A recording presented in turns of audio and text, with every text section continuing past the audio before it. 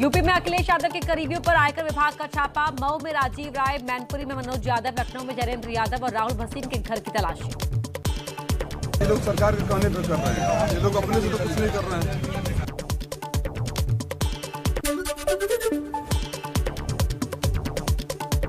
UP में Samajwadi party के नेताओं के ठिकानों पर इनकम टैक्स छापे को लेकर बड़ा खुलासा। सूत्रों के मुताबिक 200 करोड़ की टैक्स चोरी का पता चला। आरोपियों के दुबई और बाकी देशों से भी जुड़े हो सकते हैं तार। इनकम टैक्स के रडार पर आए राजीव राय समाजवादी पार्टी के राष्ट्रीय सचिव हैं। जयेंद्र यादव अखिलेश के ओएसडी रहे हैं और नीटू के नाम से मशहूर मनोज यादव का भी अखिलेश के साथ करीबी संबंध रहा है। मऊ वाले घर पर इनकम टैक्स की छापेमारी के बाद राजीव राय बोले, मेरे घर में आयकर विभाग को मिले 17,000 रुपए। अधिकारियों ने अच्छा व्यवहार किया, लेकिन कल जीवन में पहली बार बिना नहाए रहना पड़ा। समाजवादी पार्टी के नेताओं के घर इनकम टैक्स की छापेमारी से भड़के अखिलेश, कहा हार के डर से एजेंसियों को यूपी भेजा जा रहा है। वो जान गए हैं कि उत्तर प्रदेश से भारतीय जनता पार्टी खत्म और इसीलिए उन्होंने इनकम टैक्स को भेजा है।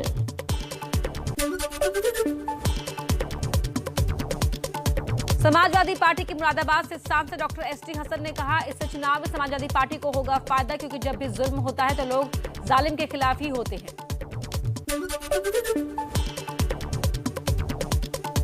समाजवादी पार्टी के नेताओं पर इनकम टैक्स की छापेमारी का बीजेपी ने किया समर्थन। यूपी बीजेपी के अध्यक्ष स्वतंत्र देव सिंह बोले, जो भी जनता को लूट कर रखेगा ताहा धन उस पर होगी कार्रवाई। यूपी के डिप्टी सीएम दिनेश शर्मा ने इनकम टैक्स की छापेमारी को चुनाव से जोड़ने पर जताया ऐतराज। कहा, आयकर विभाग स्वतंत्र विभाग है, हम सियासी उद्देश्य से काम नहीं करते। आयकर विभाग की छापेमारी पर निषाद पार्टी के अध्यक्ष संजय निषाद ने कहा, मैं भ्रष्टाचारी लोगों पर कार्रवाई का समर्थन करता हूं।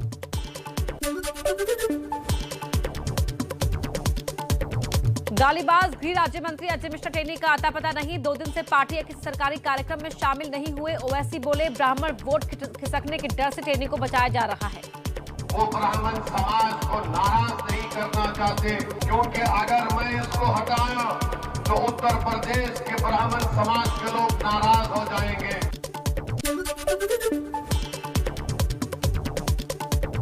यूपी में आज से जनविश्वास यात्रा शुरू करेगी बीजेपी। अंबेडकर नगर में जेपी नड्डा, मथुरा में सीएम योगी, झांसी में राजनाथ सिंह दिखाएंगे हरी झंडी। यूपी के सीएम योगी आदित्यनाथ आज से 2 दिन के गोरखपुर दौरे पर 933 करोड़ की विकास परियोजनाओं को देंगे सौगात। शाहजहांपुर में गंगा एक्सप्रेसवे के शिलान्यास के मौके पर पीएम मोदी ने की योगी की तारीफ, दिया नया नारा। यूपी प्लस योगी बहुत है उपयोगी।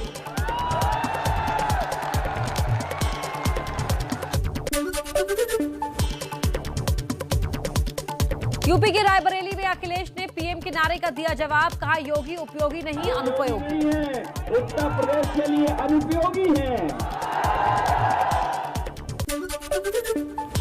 अमेठी में राहुल गांधी ने बहन प्रियंका के साथ 6 किलोमीटर की पदयात्रा की। हिंदुत्ववाद को लेकर बीजेपी पर किया हमला। हिंदू का रास्ता सत्याग्रह, हिंदुत्ववादी का रास्ता सत्याग्रह। अमेठी के बाद आज रायबरेली के दौरे पर कांग्रेस महासचिव प्रियंका गांधी महिला शक्ति संवाद रैली को संबोधित करेंगी। स्थानीय महिलाओं से बातचीत भी करेंगी। किसान नेता गुरनाम सिंह चढ़ूनी ने संयुक्त संघर्ष पार्टी बनाई। पंजाब चुनाव लड़ने का किया ऐलान। ਅਸੀਂ ਆਪਣੀ ਨਵੀਂ ਪਾਰਟੀ ਲਾਂਚ ਕਰ ਰਹੇ ਹਾਂ ਸੰਯੁਕਤ ਸੰਘਰਸ਼ ਪਾਰਟੀ ਦੇ ਨਾਂ ਤੋਂ ਤੇ ਸਾਡਾ ਮਕਸਦ ਜਿਹੜਾ ਹੋਏਗਾ ਉਹ ਰਾਜਨੀਤੀ ਨੂੰ ਸ਼ੁੱਧ ਕਰਨਾ ਹੈ, ਚੰਗੇ ਲੋਕਾਂ ਨੂੰ ਅੱਗੇ ਲਿਆਉਣਾ ਹੈ। चंडीगढ़ निकाय चुनाव को लेकर पार्टियों ने कसी कमर। सेक्टर 43 में दिल्ली के सीएम अरविंद केजरीवाल और सेक्टर 25 में केंद्रीय मंत्री अनुराग ठाकुर की रैली। कोलकाता नगर निगम के लिए वोटिंग आज 144 वार्ड में करीब 41 लाख मतदाता, 950 प्रत्याशियों की किस्मत का करेंगे फैसला। 21 दिसंबर को होगी मतगणना। एबीपी न्यूज सी वोटर के सर्वे के मुताबिक यूपी में बीजेपी और एसपी के बीच घटता जा रहा है फासला। 2 हफ्ते में बीजेपी का वोट शेयर 1% गिरा, अखिलेश का 1% बढ़ा। सी वोटर सर्वे के मुताबिक यूपी में बीजेपी को 40% वोट मिल सकते हैं, एसपी को 34%, बीएसपी को 13% वोट मिलने का है अनुमान।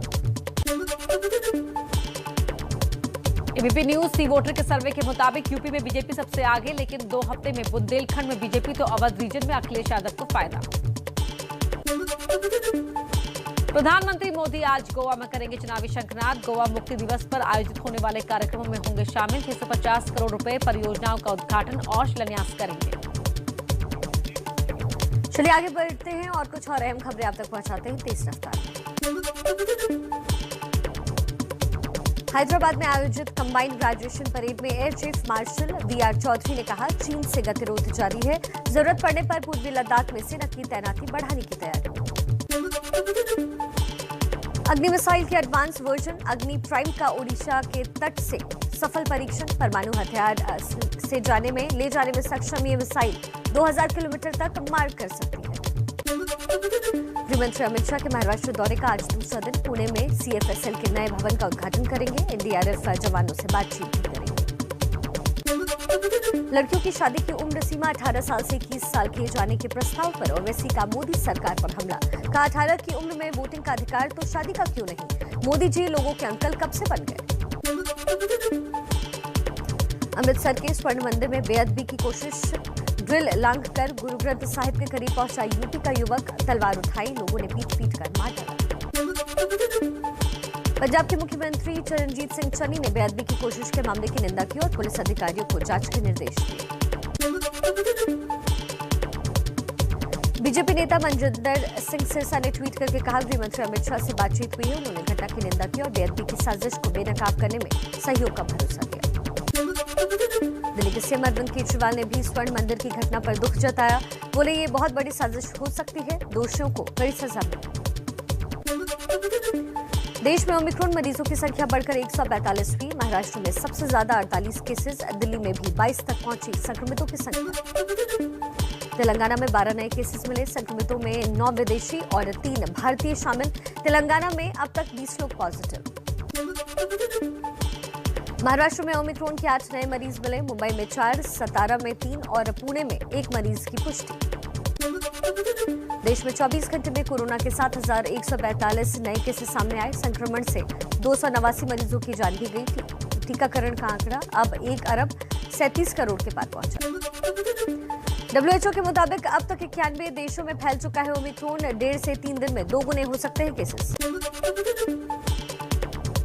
श्रीनगर के हरवान इलाके में सुरक्षा बलों ने एक आतंकी को मार गिराया। सर्च ऑपरेशन अभी जारी। मारे गए आतंकी की शिनाख्त फिलहाल नहीं हुई।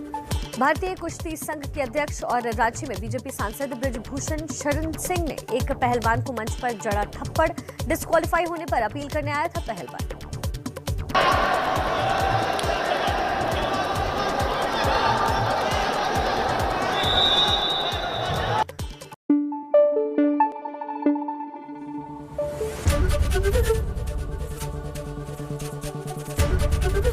एबीपी न्यूज आपको रखे आगे।